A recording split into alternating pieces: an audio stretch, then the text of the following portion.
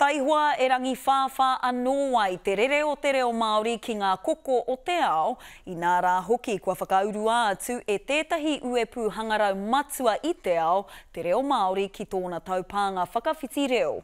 Kua oti I a Microsoft te whakarite I tana taupānga kia whakawhiti wawe I tētahi reo ki tētahi reo. Ka mutu e ono te kau katoa ngā reo o te ao e tae ana, kei a whatitiri te wake ngā whakamahuki. He taupānga hou me te whāinga kia ora anō ai te reo. Motutapu is my mountain, and in Māori it's called Motutapu Tōku Maunga. Hei tā te tumu o Microsoft e hikaka ana ia ki te iwi whānui nei e whakamātau ana I tēnei taupānga. It's very exciting today to have the Maori translation app and translation capability completely mainstreamed in all of our tools. No te rā nei, ka rere te reo pōhiri o te kurau hātō hohepa ki ngā mana nui o te kamupene o Microsoft. He whakarewa I te kaupapa reo nei te aronga matua, hei tā ngā ākonga tui atu ki ngā hua mo te hunga e pikoko ana ki te reo, he rawimi tēnei e whakawhanake ai te reo ki ngā kura putanoa.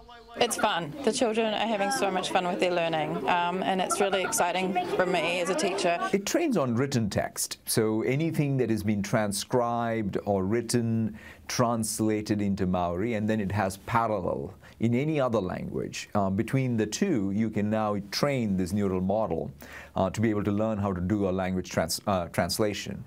I whai wāhi atu te wānanga aronui o tāmaki makaurau ki te kaupapa. I toro te ringa āwhina o ngā ākonga me ngā kaiako nā rātau hoki I waihanga e tahi rerenga Māori. Hei tā te tumua ki Māori o te wānanga e kite ana e ia te pito mata. I'm hugely optimistic about the future of Te Reo because it's in the hands of our young people. I don't know what they're going to do with the corpus. I don't know what they're going to do with the translator hub. All I know is that will be extraordinary. Ko te aronga a te kāwanatanga he whakatinana I te rautaki e kitea I te kotahi miliona tāngata e kōrero Māori ana. Kia mana taua whāinga hei te tau 2040. Hei tā te minita whakawhanake Māori kaore I ārikarika ngā hua ka puta I te taupānga nei mo te reo me te ohanga Māori. Kua ki te mai rātou te hua kei Wainganui te ao Māori hei whakapakari ā rātou nei aronga I te ao hangarau. Te kite mai tēnei tuāhuatanga ka māhora a tātou nei reo, ka rehe kore. Ka uia te pātaiki e nei mātanga hangarau, me nara nei e eke ana te taupānga ki tā rātou e pai ai. I reckon it could have like a little bit of tweaking because like some of the words are in the wrong place. But it's really good though. Ka hei te tāngata te hono atu ki te rauimi nei mā te pai tukutuku o Microsoft. Whatitiri te wake, te karere.